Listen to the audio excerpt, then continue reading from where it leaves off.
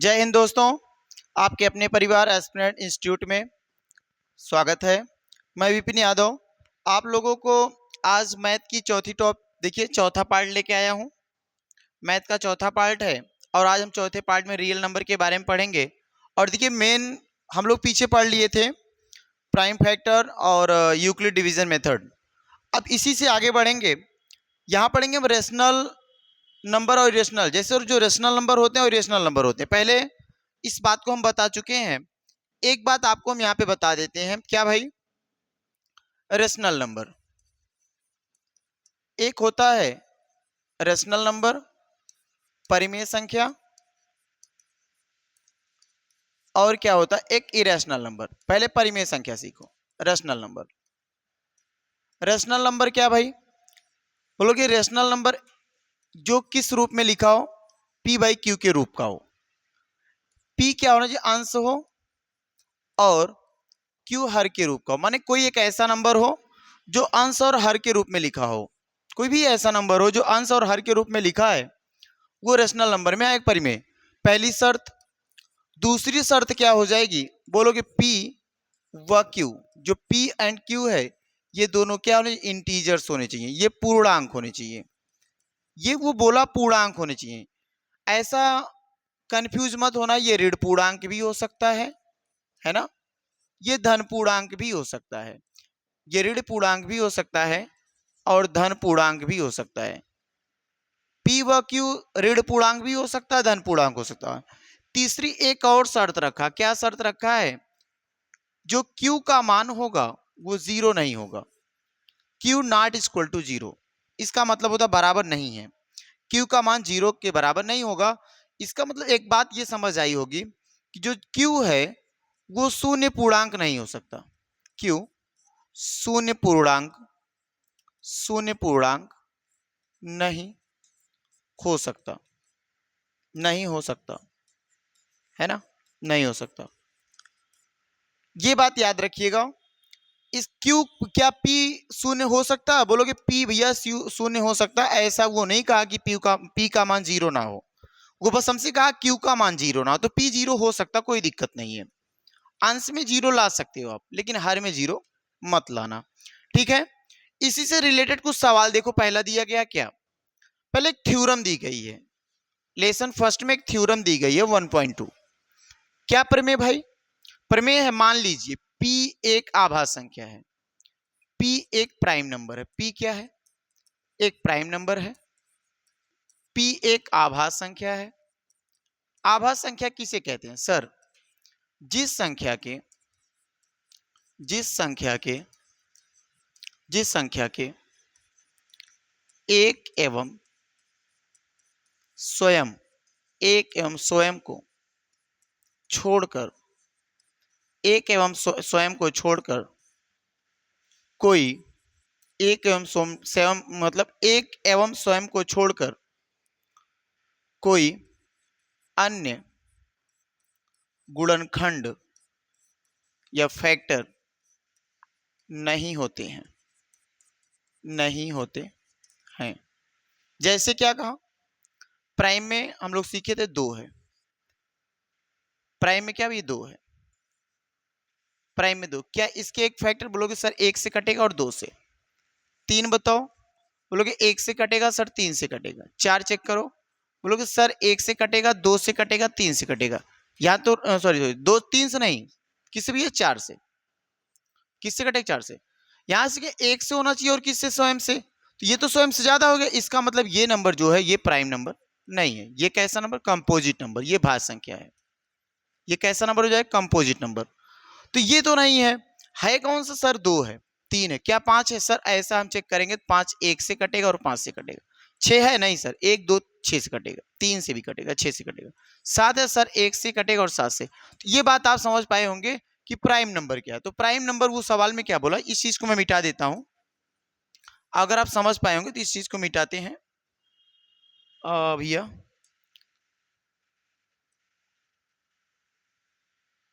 यहां देखिए, ये इस चीज को हम मिटाते हैं।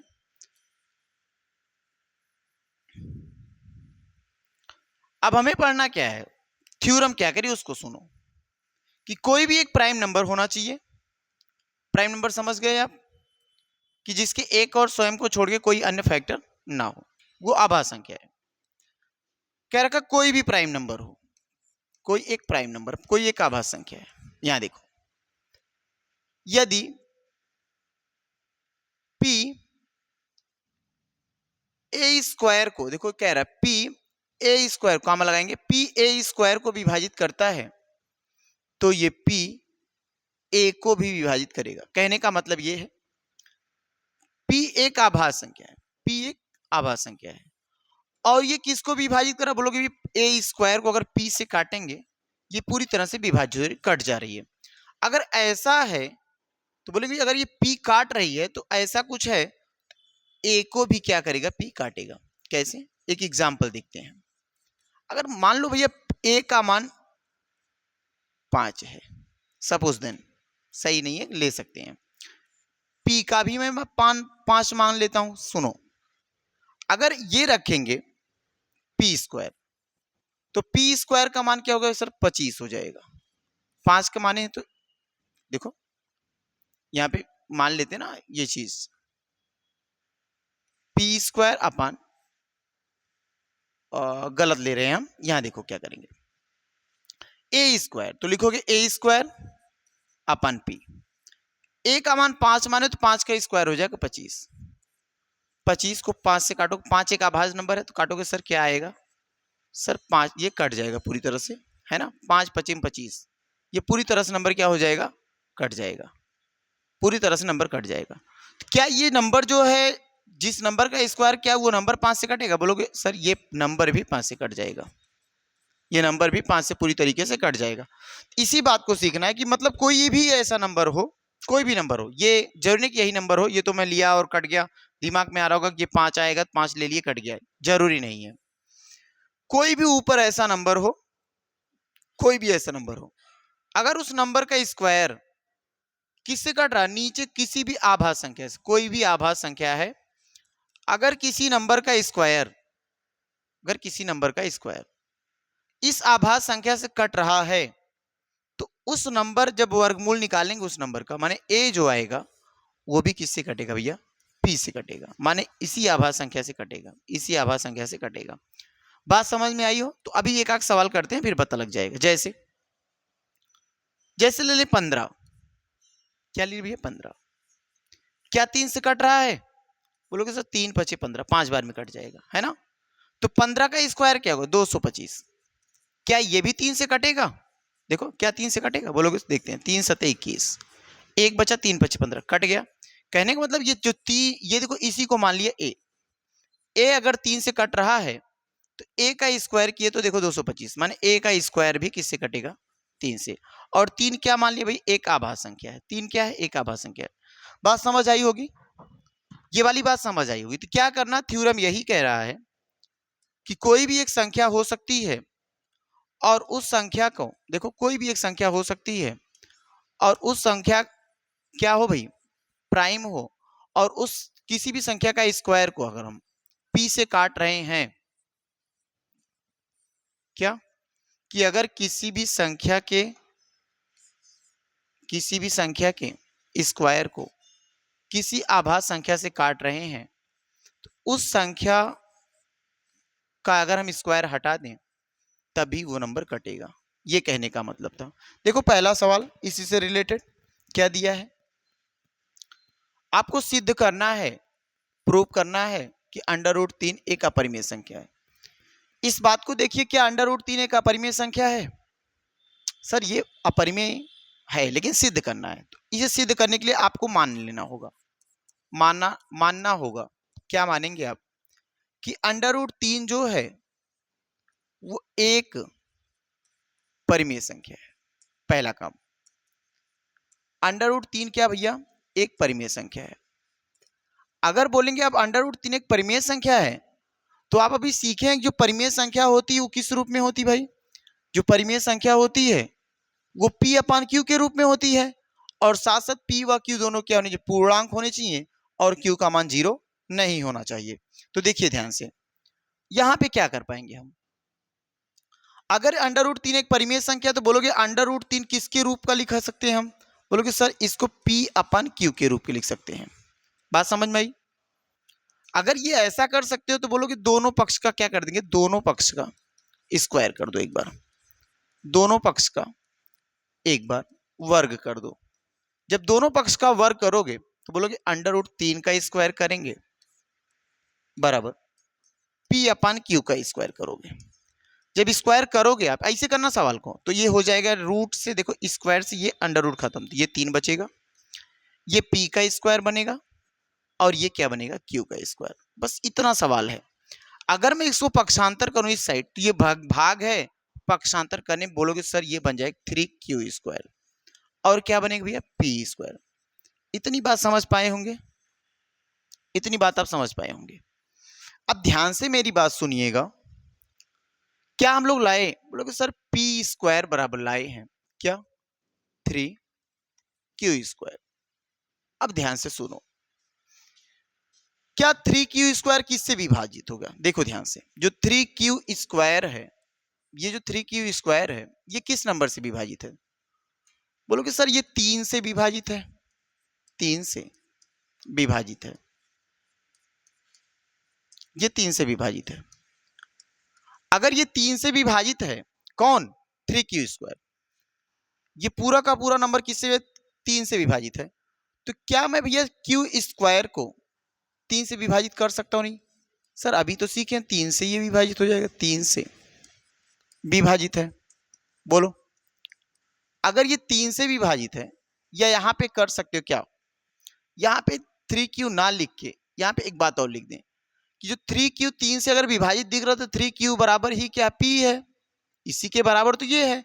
अगर इसी के बराबर ये तो बोल सकते हो P स्क्वायर भी किससे विभाजित है, 3 से विभाजित है। अगर P स्क्वायर भी 3 से विभाजित है तो देखो थ्योरम कह रही है, क्या थ्योरम कह रही है कि अगर किसी नंबर का स्क्वायर किसी नंबर से विभाजित है तो उस नंबर का जब वर्गमूल बनाएंगे जो आएगा वो भी नंबर 3 से विभाजित होगा, माने एक अभाज्य संख्या से विभाजित होगा। तो यहाँ पे देखो जब ये P स्क्वायर 3 से विभाजित, तो बोलोगे सर इसका जब मैं हटाऊंगा वर्ग तो ये P हो जाएगा, तो ये भी 3 से क्या होगा, विभाजित होगा, ये भी 3 से विभाजित होगा, क्या होगा भाई, ये भी 3 से विभाजित होगा। इतनी बात आप कर पाओगे आसानी से, इतनी बात आसानी से कर पाओगे, एक बार देखो ये बात आसानी से हो सकती है, बोलो भाई ये बात आसानी से कर सकते हैं हम। अगर इस बात को हम आसानी से कर ले जा रहे हैं तो एक बात और सोचो अब क्या कर सकते हैं, ध्यान से देखना, एक बार सोचना इसको हम अब क्या कर सकते हैं। तो एक बार बोल दें भैया A बराबर कुछ और ले लो, देखो ध्यान से, यहां अगर यहाँ P बराबर हम मान लो P बराबर ले लेते हैं क्या, 2R ले लिए, क्या ले लिए, 2R ले लिए। अगर हम P बराबर 2R ले रहे हैं तो आप क्या करोगे, सर करेंगे क्या, जहां P है वहीं पे 2R रखेंगे, इसी इक्वेशन में लाओ बाहर उसको निकाल के लिखेंगे, देखना ध्यान से, इसी चीज को बाहर ले रहे हैं हम, लिखोगे P स्क्वायर बराबर है 3Q स्क्वायर और P का मान है 2R, तो यहाँ पे P के जगह पे लिखेंगे 2R और इसका बनेगा होल स्क्वायर। जब बनाएंगे तो ये हो जाएगा 3Q स्क्वायर। तो ध्यान देना इस बात को, क्या बनेगा भाई, ये क्या बनेगा सर, ये बनेगा 2 दूना 4 और ये हो जाएगा R स्क्वायर। अब ध्यान से ये 3Q स्क्वायर। अब क्या मामला बनने वाला बताना आप एक बार, ये क्या बनने वाला भाई बताइएगा। अब ये क्या बनाएंगे हम, बोलिए, ये 2A मान सकते हैं, तो ये देखो कट रहा, नहीं सर नहीं कट रहा, इसको ये 2 ना मानना, हमेशा जो नंबर यहां पे आए, जो नंबर यहां पे आए उसी के रूप में आप P रूप में मानेंगे, P बराबर 3R मानेंगे, यहां रखेंगे 3R स्क्वायर, ये हो जाएगा 3 3 का 9R स्क्वायर, ये काट ले जाओगे। बोले अगर हम इस नंबर को देखो 3 से काट रहे हैं तो कट जाएगा, अगर इस नंबर से हम 3 को काट रहे हैं तो बोलोगे सर 3R स्क्वायर बनेगा, इधर क्या बनेगा भैया Q स्क्वायर बनेगा। ध्यान से देखना, अगर ये Q स्क्वायर बना, बोलोगे देखो ध्यान से यहाँ पे देखो 3Q स्क्वायर तो 3 से विभाजित हुआ, तो वैसे हम लोग 3R स्क्वायर, यहाँ देखो 3R स्क्वायर किससे विभाजित हो जाएगा भाई, बोलोगे सर 3 से विभाजित हो जाएगा, 3R स्क्वायर 3 से विभाजित हो जाएगा, 3 से विभाजित हो जाएगा, या 3 से विभाजित है लिख दो यहाँ पे, ठीक ना। अगर 3r² 3 से विभाजित है, 3r² बराबर क्या है, q²। तो बोलोगे q² भी किससे विभाजित है, q² भी 3 से विभाजित है, q² भी 3 से विभाजित है। और थ्योरम कहती है किसी भी नंबर का स्क्वायर अगर विभाजित है तो उस नंबर का वर्गमूल लेने के बाद जो नंबर आएगा वो भी 3 से विभाजित होगा। देखो यही तो थ्योरम है। अब ध्यान से मेरी बात सुनो, अगर ऐसी स्थिति आ गई तो मानेगा p/q। इसका मतलब देखो ये q के आगे रहा होगा 3 और यहाँ p के भी स्क्वायर के आगे 3। तो अगर यहाँ मान लो सपोज 3 रहा होगा, यहाँ 3 रहा होगा, तब तो कटा होगा। और हम लोग सीखे हैं कि कोई भी अपरिमेय संख्या होगी, अगर अपरिमेय संख्या है, क्या भाई, अगर अपरिमेय संख्या है तो उसके बीच में उभयनिष्ठ संख्या नहीं आनी थी। उसके बीच में अगर अपरिमेय संख्या है तो उसमें कॉमन नंबर नहीं बनता, कॉमन नहीं मिलेगा। अगर कॉमन नंबर नहीं मिलेगा लेकिन इसमें क्या निकल आया, बोलोगे सर इसमें तो कॉमन 3 आ गया। अगर 3 कॉमन आया, इस वजह जो हमारी मानी हुई बात थी कि √3 एक परिमेय संख्या है, ये मानना हमारा क्या निकला, गलत साबित हो रहा है। इस वजह से आप बोलेंगे कि √3 क्या है, एक अपरिमेय संख्या है। बात समझ में आई। इसी तरह से एक और सवाल करते हैं, देखिए अगला सवाल क्या है, 5 माइनस √3। अब बताइए ये एक अपरिमेय, इस बात को सिद्ध करना है, इस बात को क्या करना, सिद्ध करना है। तो मैं मान लेता हूं, इसको मान लेता हूं भाई। क्या मानोगे सर, इसको भी मानेंगे कि 5 ये जो है एक परिमेय संख्या है, एक परिमेय संख्या है। अगर इस बात को माने कि एक परिमेय संख्या है तो बोलेंगे कि 5 माइनस रूट में जो 3 है इसे p/q के रूप में लिख सकते हैं। इसे p/q, और p और q दोनों क्या है, p व q दोनों क्या भैया, पूर्णांक है। ये दोनों पूर्णांक है। अब ध्यान से देखो इस सवाल को, अगर ये काम करेंगे आप तो बोलेंगे सर, ध्यान से देखो, इसको √3 को उधर ले जाओ तो बोलोगे सर यहाँ देखो, सॉरी ये √3 अगर मैं उधर लेके जा रहा हूं तो ये p/q इधर आएगा, तो p/q माइनस का हो जाएगा। देखो, और √3 माइनस का था, उधर जाएगा तो प्लस का बन जाएगा। अब देखिए ये बना, इसका और इसका हम गुणा करेंगे तो बोलोगे सर 5q माइनस p, और अपान नीचे क्या q है। और ध्यान से देखो √3, यहां देखिएगा इस सवाल को देखिए, जो p और q क्या है, p व q पूर्णांक है, p व q पूर्णांक है। अगर p व q पूर्णांक है तो q में किसी भी नंबर का गुणा करो। देखो q में किसी भी नंबर का गुणा करो, या बोल सकते हैं यहाँ पे, देखो यहाँ पे एक 5 गुणे एक पूर्णांक है, ध्यान से देखना, q एक पूर्णांक है, माइनस एक पूर्णांक p है, ध्यान से देखना, और फिर एक पूर्णांक क्या भैया, एक पूर्णांक फिर नीचे है। यही ध्यान देना भाई। अगर कोई भी नंबर ले लो, मान लो एक पूर्णांक 2 ले लिया, यहाँ पे q की जगह पे 2 ले लिया हमने, और 5 गुणा 2 किया, और माइनस ये देखो पूर्णांक है ना, यहाँ पे कोई 3 नंबर, एक 3 ले लिए, और यहाँ भी क्या लेते हैं, 2 ले लेंगे। तो 5 दूनी 10, और 10 में से 3 घटाओगे तो आएगा फिर देखो 2, 5 दूनी 10, 3 13, माने ये हो जाएगा 7/2। तो ये एक कैसा नंबर दिख रहा है आपको, बोलोगे सर ये तो कहीं 0 है नीचे, नहीं। कहने का मतलब जब पूर्णांक का गुणा करते हैं तब भी पूर्णांक बना, पूर्णांक से पूर्णांक घटाओगे तब भी पूर्णांक बनेगा, और पूर्णांक से जब पूर्णांक में भाग देंगे तब भी जो आंसर आएगा वो भी एक पूर्णांक आएगा, वो भी क्या आएगा, एक पूर्णांक आएगा। इसका मतलब एक बात समझो, क्या कि अगर हम पूर्णांक संख्याओं का गुणा करते हैं, घटाते हैं, जोड़ते हैं, गुणा करते हैं, घटाते हैं, भाग देते हैं, जोड़ते हैं, तो हमेशा क्या निकलेगा सर, पूर्णांक निकलेगा। और ये पूर्णांक जो एक परिमेय है भाई, पूर्णांक यही तो परिमेय है। अगर ये परिमेय नंबर है तो बोलोगे ये तो परिमेय नंबर है, लेकिन दूसरे साइड क्या √3 है, और √3 अभी हम सिद्ध किए ये क्या, एक अपरिमेय नंबर है। अब ये बताइए मुझे, क्या एक परिमेय संख्या और एक अपरिमेय संख्या बराबर हो सकती हैं? बोलेंगे सर ये कभी भी संभव नहीं है। ये कभी भी संभव नहीं है। जब ये कभी भी संभव नहीं है तो क्या ये अंडर रूट 5 जो 5 का रूट 3 है क्या एक अपरिमेय है? क्या ये परिमेय संभव है? नहीं सर, ये परिमेय संभव नहीं है, ये भी एक अपरिमेय संख्या हो जाएगी। चलें आगे, हम इस सवाल को भी लेके आगे बढ़े। देखिए एक सवाल और, इस सवाल को करिए, सेम सवाल है, इस सवाल को करेंगे, इस सवाल को करने की कोशिश करेंगे भाई, कैसे होगा देखिए। इस सवाल को ऐसे करेंगे, इस सवाल को कैसे करेंगे सर, अंडर रूट, ये देखिए 3 रूट में 2, एक क्या है, एक परिमेय है, हमेशा ऐसे मानना है। अगर एक परिमेय संख्या है तो क्या करेंगे, बोलेंगे 3 रूट 2 को लिखेंगे p अपान q। ध्यान से देखिए, ये गुणा है, उधर जाएगा तो भाग करेगा, under root 2 equal to p upon 3q।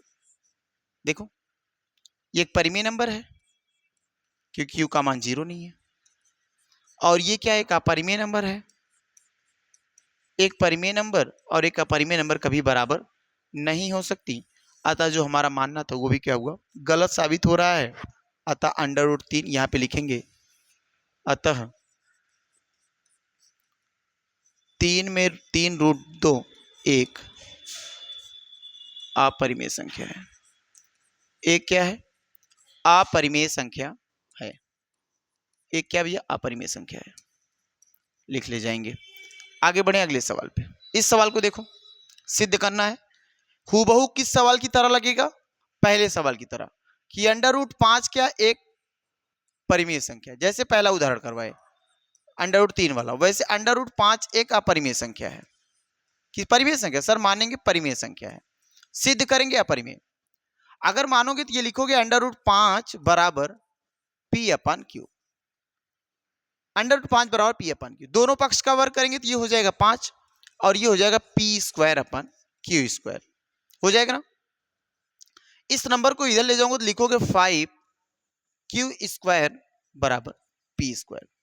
तो यहाँ पे हम लिख सकते हैं क्या, यहाँ पे हम लिख सकते हैं कि 5q स्क्वायर 5 से विभाज्य है,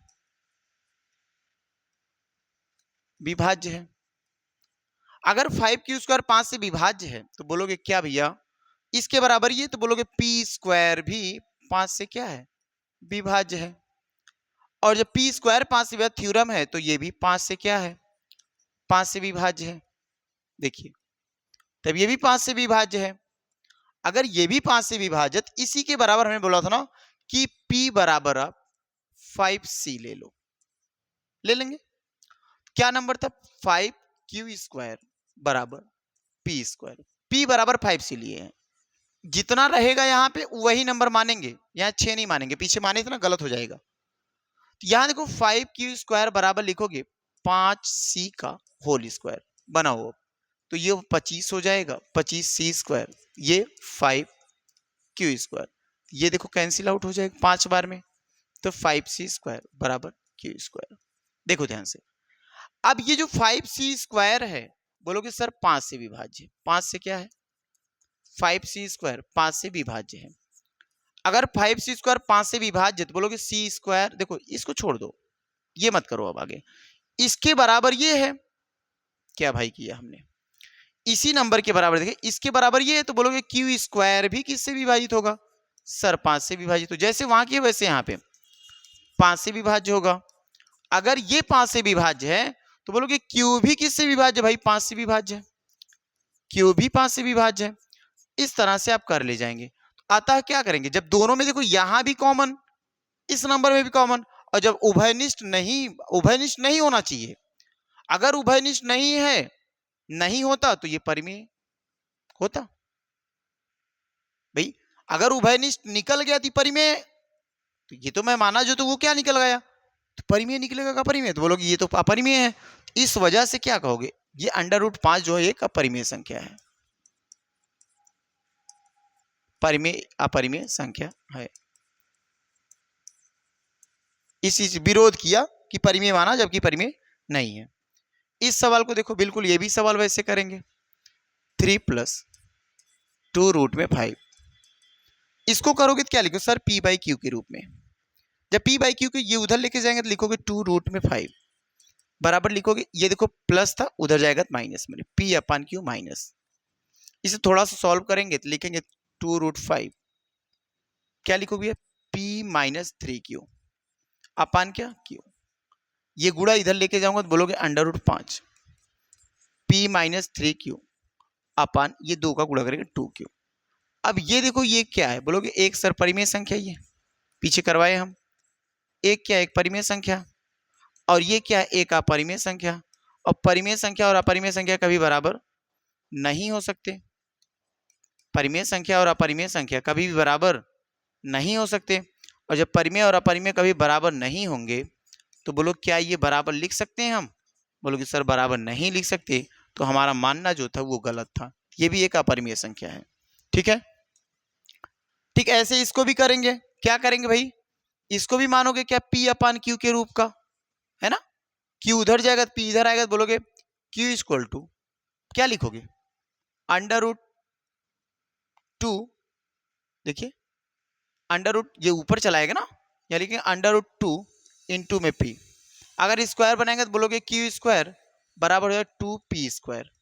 ये भी कर ले जाओगे, ये क्या एक इरेशनल नंबर मान के आगे बढ़ा देंगे कि ये इससे देखो p² जो है p² 2 से विभाज्य है, p² क्या है 2 से विभाज्य है, तो q² भी क्या होगा 2 से विभाज्य, देखो 2p² q से 2 से विभाज्य है तो q² भी क्या होगा 2 से विभाज्य होगा, है ना, 2 से विभाज्य है तो q भी क्या होगा भाई 2 से विभाज्य होगा। क्लियर है, ऐसे कर ले जाएंगे। इस सवाल को देखो सेम ये भी है, अगर इसको मानोगे तो p अपान क्यू करेंगे तो बोलोगे इसको लिखेंगे p अपान क्यू, तो स्क्वायर बनाओगे तो लिखोगे देखो ये गुणा इधर के भाग तो p अपान 7q, और ये क्या है एक √5, ये एक अपरिमेय है, ये परिमेय, परिमेय अपरिमेय कभी बराबर नहीं होगा तो ये भी हो जाएगा अपरिमेय संख्या।